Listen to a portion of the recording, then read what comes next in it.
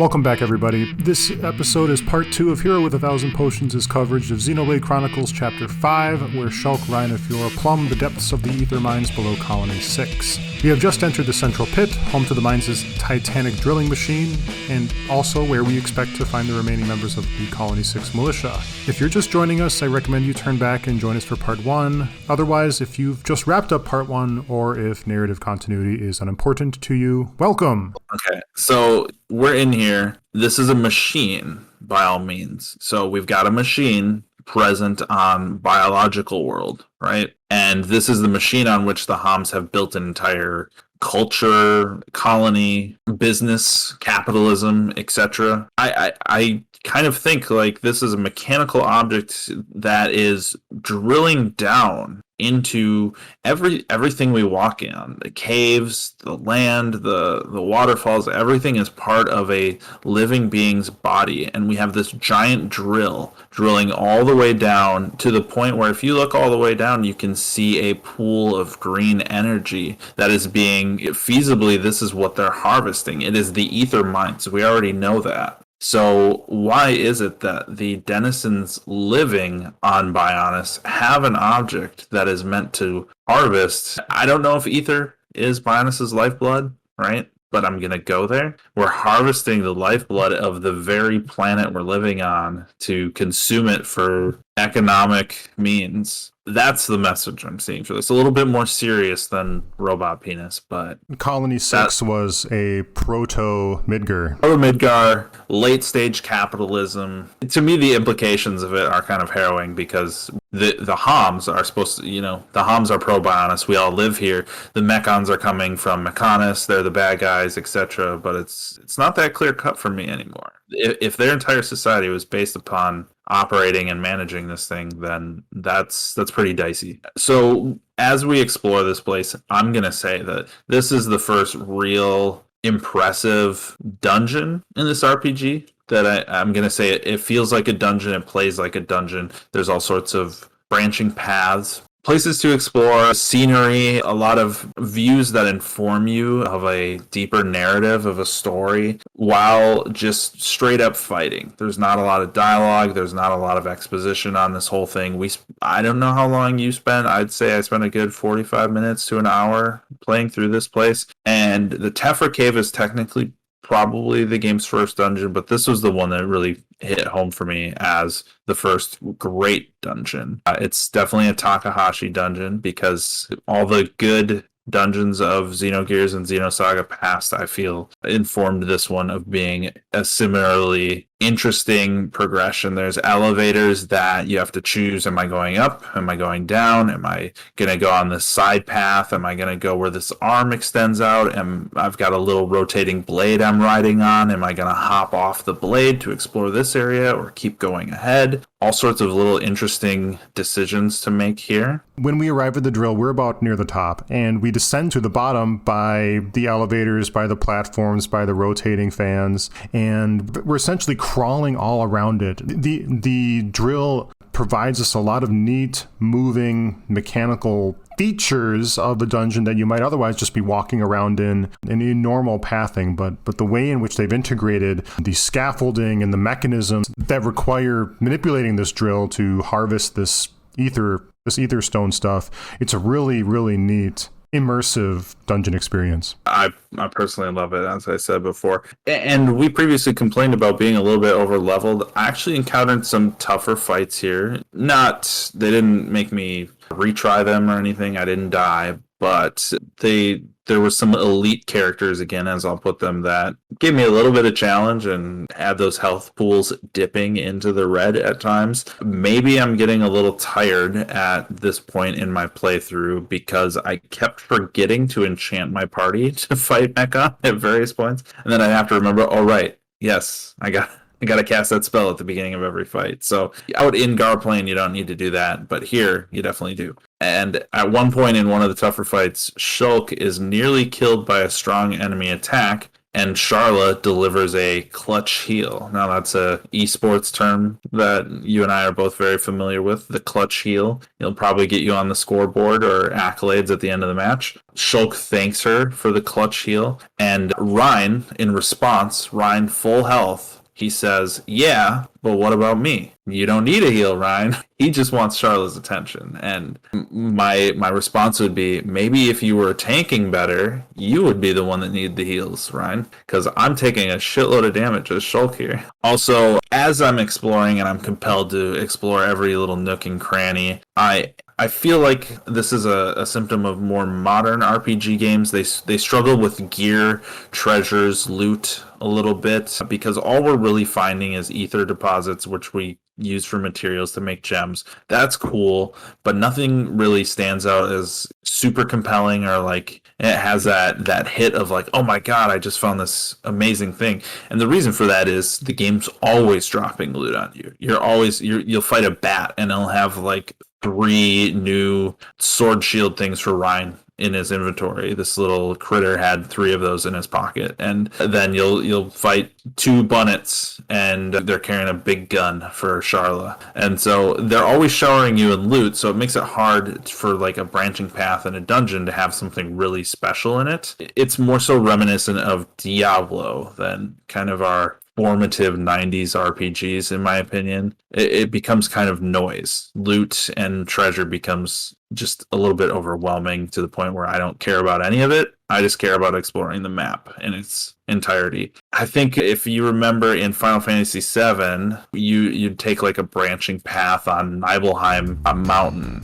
kind of halfway through the game, and there was a weapon for Cloud and there was a weapon for Vincent in that area that you could pick up, and both of them had like a unique property to them that was different than any other weapon. I can't name what it was, but it was something definitely unique about them. I think maybe they had like a death blow rate or something to them. I don't know. But when you went off that path and you found that little treasure chest and opened that, and you found out there's a whole new weapon there, and weapons are more sparse and they're more specialized in this game, that felt good to open that treasure chest and get that item. That felt special. So that's kind of my contrast of games I enjoy that have dungeons that really incentivize you to explore everything, whereas this game, I'm having a fun time exploring this dungeon just because A, it's fun to see everything and get all the different perspectives on the area and the drill, and because I'm a completionist, not because I'm anticipating something awesome in one of these nooks and crannies. So yeah, we progress through the drill again. I love this dungeon. We finally get to the bottom, and as we get to the bottom, you have clear view of several pincers at the bottom of the drill, almost like this thing could get up and walk itself if it were topside. And they're attached to the bottom tip of the giant drill. The design on the pincers, it feels a little Mechon to me. They've got kind of, I don't know how to say it, they've got a little bit of ornate decoration to them, just slightly. It's too elegant. Yeah, I don't know. That's just my last observation before we kind of get into the next scene. All right. And in the next scene, guess what? Guess what we get, Tyler? What do we get? We get our first crucifixion of the game. Oh, yes. Yes. I have to say, like, that moment in Xenogears where you find the entire party strung up on crosses, and right there, we've joked about it before on this podcast, I'm sure, but we find Chu-Chu strung up to a cross. It is so distracting, so hilarious, yet maybe offensive. I don't know. I wasn't personally offended by it, but who knows? And the very first thing, I just paused the game and I sent you a text on Facebook or whatever chat we were using at the time. I sent you a text. I says, they fucking crucified Chu-Chu. But this time it's not Chu-Chu, it's Juju. Juju descends into the area. He's unconscious. He's in the Jesus Christ pose, and he's inside a prism of electric pink beams of light. But you can see his hands are dangling. He is attached at the wrist, the same way. I'm going with another reference here from Takahashi-san. Anyway, so with that, we get introduced to mysterious faces there. Here and lock!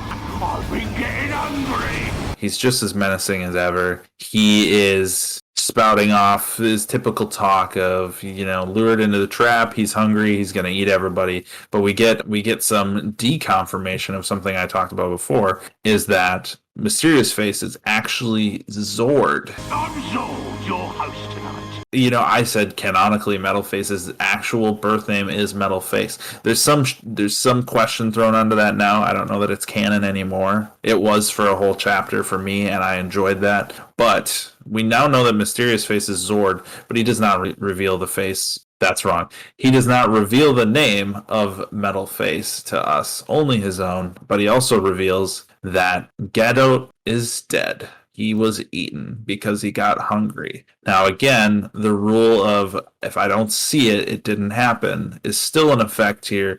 But this is a pretty strong confirmation that maybe we don't see Gadot. What's your take on it? It's hard to say, but I'm going to bring you backwards for just a minute here. And the quote, the I am Zord quote, there's some analysis we should do on the way in which this is said, because he says, I'm Zord, your host tonight. And then someone says, oh, you have a name. And he goes, they call me Zord. That's what they all say. Can't say I remember it myself. So I don't know if they're Mechons. I don't know if they're other things that are in alliance with the Mechons. Some group of things are calling him Zord, and he doesn't remember that his name is Zord, or if it is Zord. What the heck is that all about? That is the first kind of peeling back of the onion. It's the first moment we're getting a little bit more in this chapter. We will get more into this later in this very episode, but as I talk to you about it, I'll give a general sense of what's happening here. To me, this was the Sephiroth in the Shinra building moment, where in Final Fantasy VII, you had this idea of how everything was going to play out. You're taking out reactors, you're fighting Shinra, so you have a reactor episode, then you have a kind of,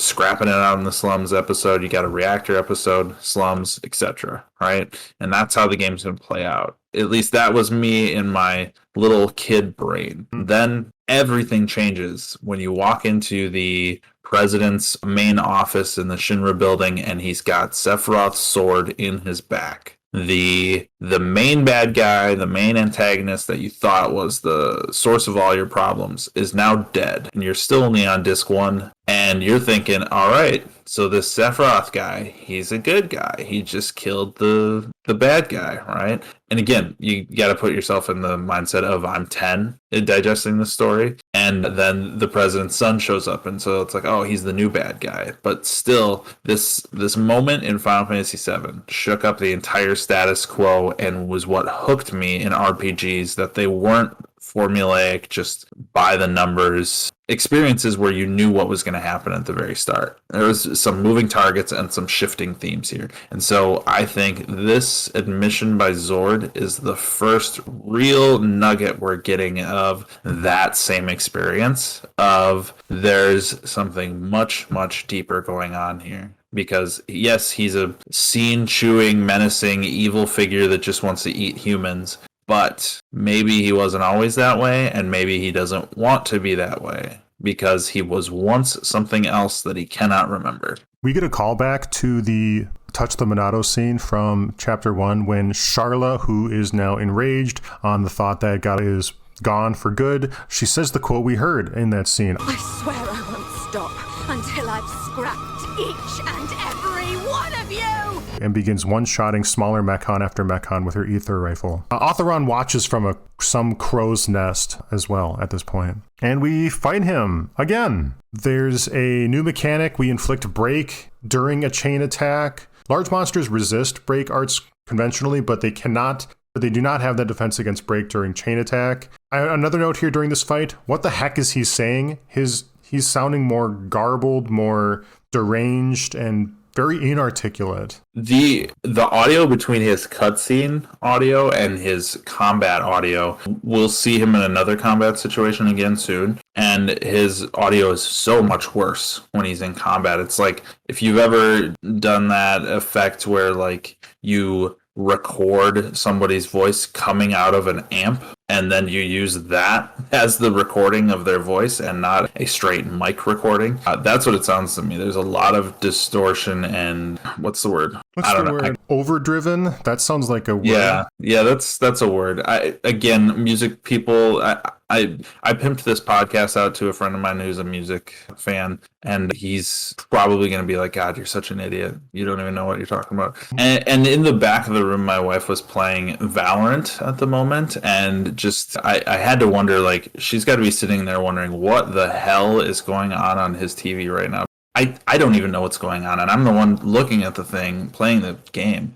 I was so taken aback by how terrible he sounds outside of the cutscene. Right. And by terrible, I would say like characteristic and stylish in a dramatic, disturbing, unpleasant, like deliberately unpleasant in a stylish manner sort of way. Excuse me. Shulk remembers Ryan saying, if you see a vision you don't like, we can change the future together.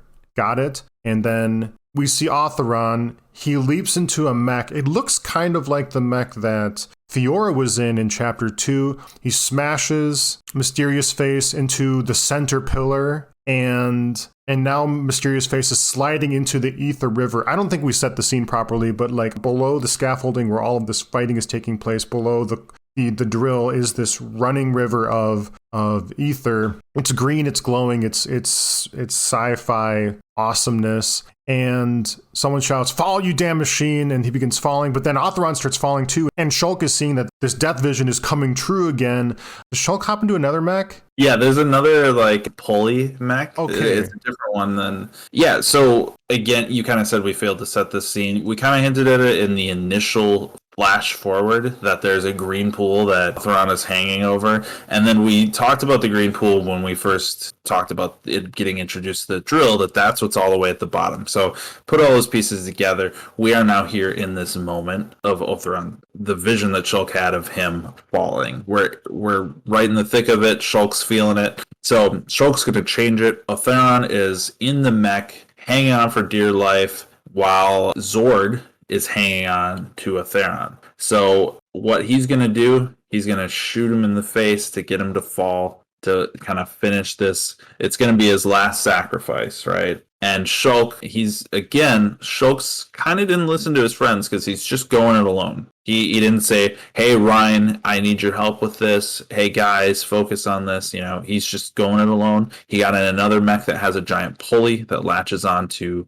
Theron's mech as well. And it's pulling him up, but it's just not going to work. Theron is still going to fall out of his mech in order to sacrifice himself to get Zord to truly fall down and not take everyone else down with him. And the moment that is different is not one of Shulk's doing, but it is one of Ryan's. Ryan, sensing that Shulk is in the thick of one of his vision fulfillment epiphanies, I don't know what you want to call it, but Ryan steps in and he says, "I'm going to help as well. I haven't seen the vision. I don't specifically know the moment, but Ryan mentions that he knows enough to know that this is, all the pieces are kind of coming together about what Shulk said." So he steps in, and it's actually Ryan that is able to change the vision and grab Theron from the pit. Yes, and Otheron has kind things to say about that. "I stand corrected, young man. You've done a great deed today." Otheron gives Sharla Godot's ether rifle. He holds it against her and closes her eyes. They're ready to go back to camp. They take a freight elevator out of the mine. It's one of those oblique ones that elevate at an angle. They're going up at like a 45 degree. And it grinds to a halt. What happened? Well, he's back. It's Mysterious Face again, but now he's glowing with green smoke, and his sheen, like his shiny metal sheen is all tarnished and kind of burnt. And we fight him again. Yeah. He wheezes like Darth Vader. Desperate, and again the voiceover is totally peaking and overdriven. It's overdriven. Yeah, and the note I have is it's obvious that his impenetrable armor is eroded from the ether, and that this fight is going to be more of a straightforward boss fight than requiring. I kind of knew even before it started, it's not going to require any special gimmick to kind of break through anything. it's just going to be a one and done. And I completely obliterated him. Like, he did not even damage anybody in my party at this point. So that was kind of interesting to me. So Ether has some component. Like, these guys are impenetrable to the Monado, and the Monado can't cut them. But Ether, just in its raw form, pulled straight from Bionis, has the ability to break down these components that of these seemingly invincible machines. I noticed that Juju is in our party, and I remembered that Juju exists because this whole thing was about us saving a Theron. I also realized, hey, we were here to save Juju as well, and that's cool. So good news for Juju that somebody recognized that he was important to the plot, because I did not. We have taken him off his electric cross. Yes. When we defeat him, he has some very interesting things to share with us. Got to show you. You beat me without even releasing the true power of the Monado. True power? What do you know about the Monado? Sorry, boy. I can't tell you that.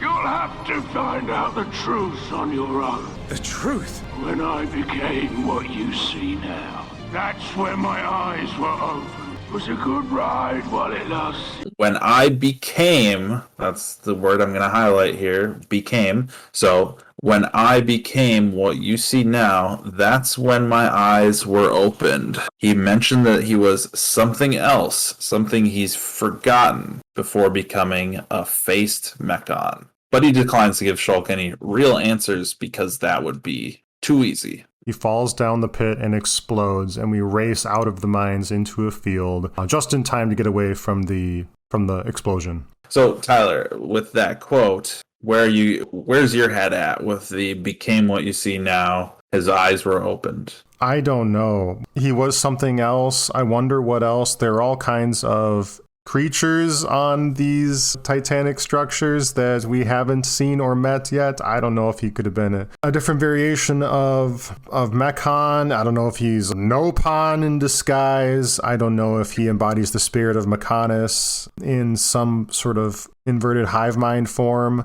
I really couldn't say. I'm going to step back here and talk about something we were previously talking about. We were talking about we don't know if Geddo's dead or not. Right? And we're being led into a place of he's still alive. I think that where Charlotte's going to go through a period of grieving, acceptance, etc. Then, and I didn't get to see the scene with Ryan, so I don't know how this is all going to play out. But there's going to be a period of grieving and acceptance, and then there's going to be chemistry with at least one of our party members where Charlotte moves on. And just as she's about ready to, we are going to meet another Zord-like figure with the voice, a highly distorted voice of Geddo that only Charlotte can recognize. What do you think about that? Yeah, that could happen.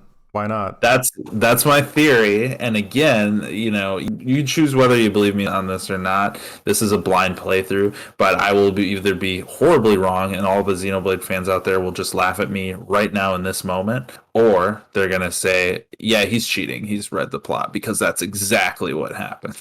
I don't know. Him up for some kind of reveal. I don't think he's dead. Yeah. I don't think he's dead. If he was dead, he wouldn't come up in conversation 4 times. Yeah, and it's too much of a, this. I've been down this road so many times in anime, so it's too easy. Sure. It's an opportunity for intense drama. You don't pass up that opportunity often. Oh, and so I have a note here back in the mines that there's a heart-to-heart in what looks to be like a miner's bedroom or quarters or whatever. It's with Shulk and Charlotte if they have a purple smiley cloud affinity together. So they have to be really close. This is a way down the line. I don't know what this could mean, that in the bedroom we have purple smile cloud, right? But I'm now investigating the affinity system a little bit closer than I have cared to before. And I know there's a final heart eyes, heart emoji affinity level at the very end. Oh, there is? Well, that's... And I'm wondering, this is one that is possible between Shulk and Charlotte. Now, this is a freedom afforded to players of Fire Emblem Awakening, that you could literally match up whoever the hell you want to. You could take the most oddball characters and match them up. For the most part, there's some limitations, right? But for most cases, if it's man and woman, you can match them up and make a couple out of them so that they can bear a child. And we were talking previously about their setting up Ryan and Charla to be a thing, but it's like, now I'm kind of wondering, can you match up anybody? Is the heart eyes emoji, the red seemingly romantic heart eyes emoji, is that just a nice little, I don't know what the word is, hint, like a UI element that doesn't really play out in the story that much? Or can we actually choose who we match up in our party, like a little dating sim within the game?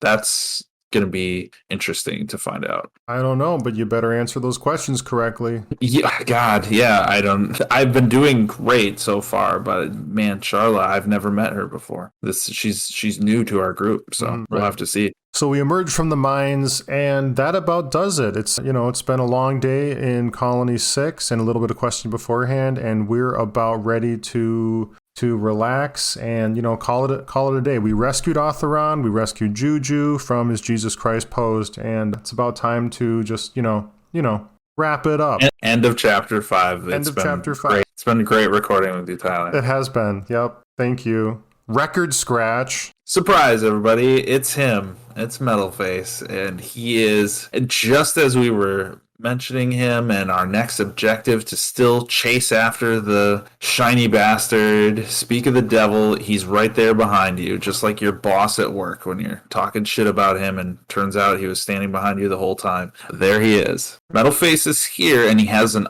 army of what I can only call our Zord-likes in tow. So we met Zord previously. Now I'm seeing 3, 4, 5 of exact replicas of Zord. So we just went through absolute hell to dispatch this thing, and they're coming out of the factory left and right. So we've already amped up the stakes exponentially here. That Metalface is in command of multiple versions of this menacing figure that we just struggled against. It's definitely an overwhelming force. There are more there's more minion mechons fluttering about the area, ground ones, little air droid mechon, and Metalface talks. Pathetic. After all that talk, Zord was crushed by worthless maggots like you. Oh, this one can talk and all. I can talk all right, and I got a good memory.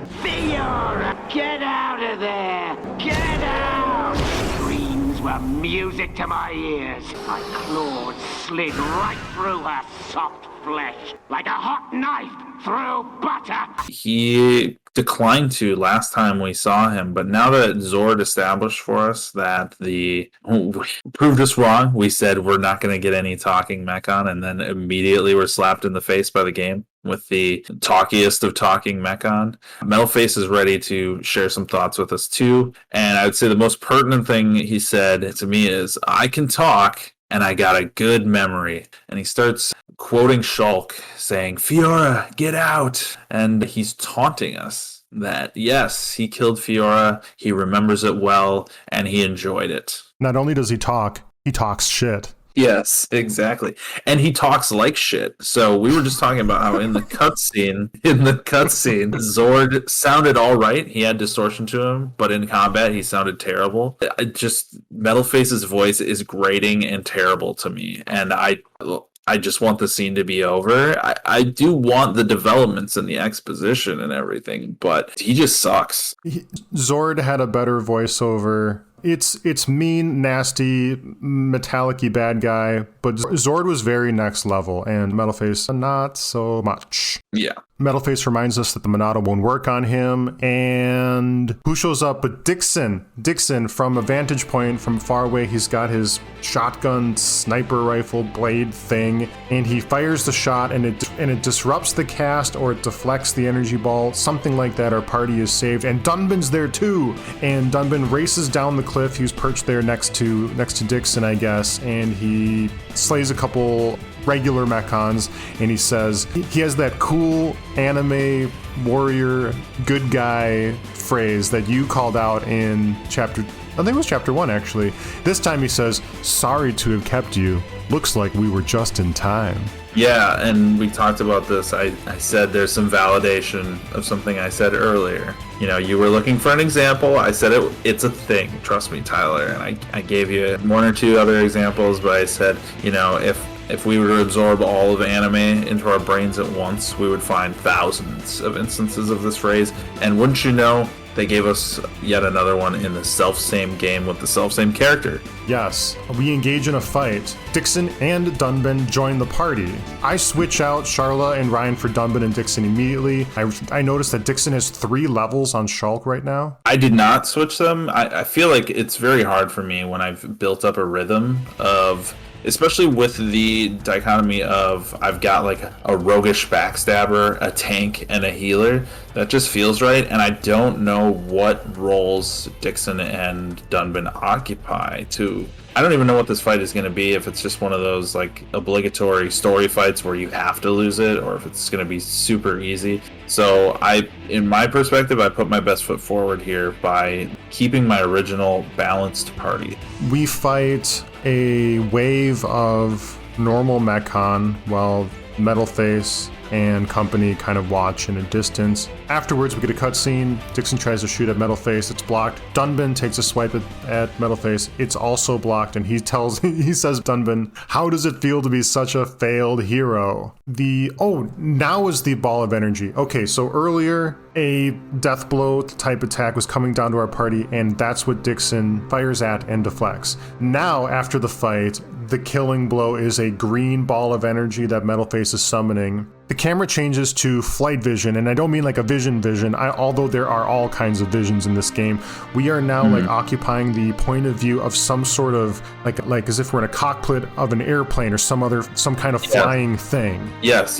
We have a little bit of, it's not a complete Deus Ex moment because it doesn't fully deliver us from the jaws of defeat. It doesn't resolve the entire plot of everything we're dealing with, but it's got a little sprinkling of that. We have a godlike figure, almost an angelic being from above. It's got glowing wings, and it doesn't necessarily look like a bird. It doesn't look like a traditional fantasy dragon. Maybe it's a little bit of both from what we're glimpsing. It looks more organic, but I can't tell if there's mechanical elements to it.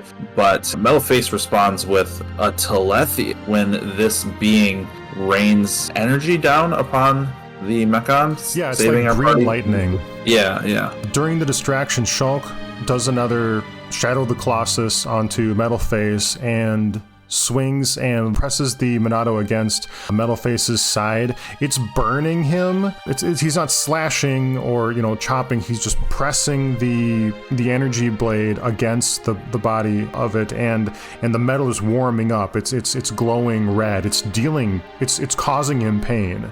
While this is taking place, we get assaulted by several visions at once. It's very much like the Touch the Monado scene in chapter 1. We must be outside the tower. Welcome, true heir to the Monado. Father! Weak and pathetic. What or who are you? You will pay for what you've done! Ah! You will know the pain and suffering you caused the Emperor and Fiora! So in the vision, we have the sight of a tower with Shulk and another figure standing before it, mentioning it not by name, but by description of a tower. Mysterious regal figures accompanied by us and by Dunban.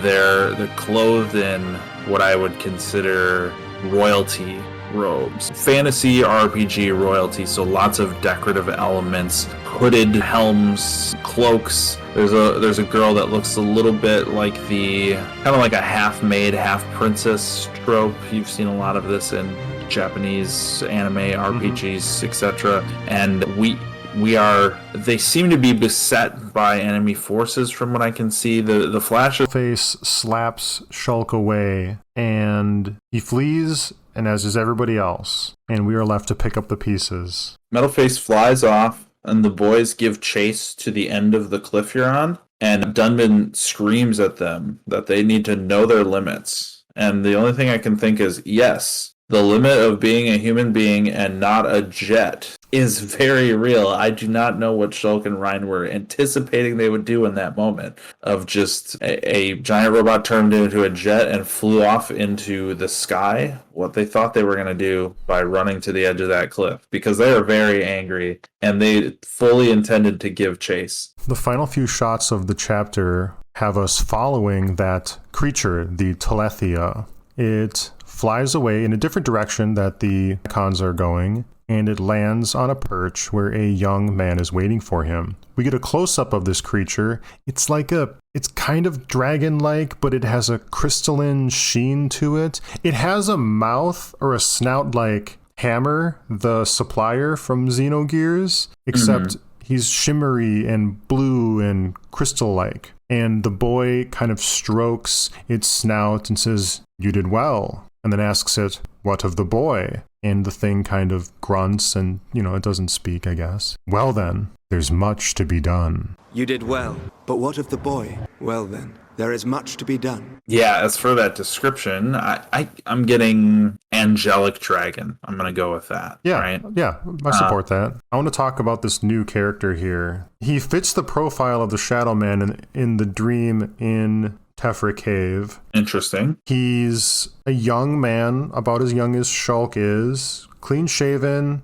His hair is gray or silver, I think. I'm going to go with silver. Silver. This is an anime thing, Sephiroth, whatever. Silver hair is cool. It is not an indication of age or anything like that. Absolutely. We'll be hearing more of him. He seems powerful. He has befriended this other creature that has the power to repel a pretty hefty squad of mechons, including the principal antagonist. A mastermind character, some guy with a special plot, a special scheme.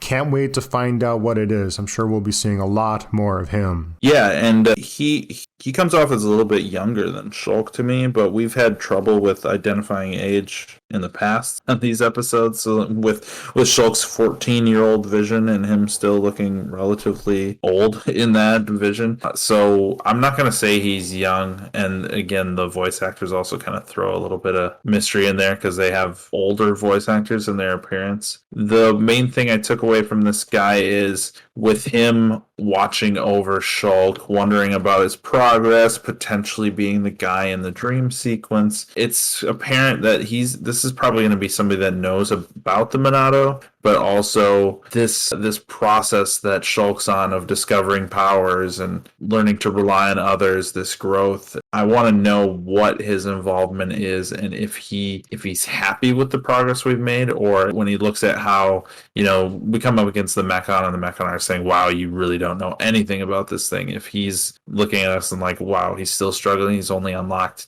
2 special moves so far. He's only done this. Man, I'm going to need to step in and we're going to have a little Yoda on Dagobah session with this guy. So that's it. And I feel like we have a lot of concepts to chew on and we've kind of flipped the script a little bit. We have, and I'm getting tired of visions. I mean, this game is probably going to have them completely integral to the plot all the way up to the end, but there's so many visions. It's at the crux of so many plot points. I'm just exhausted by them. This game should be titled Xenovisions, Blade Visions, Divisionative Ed Vision. Something like that, yes.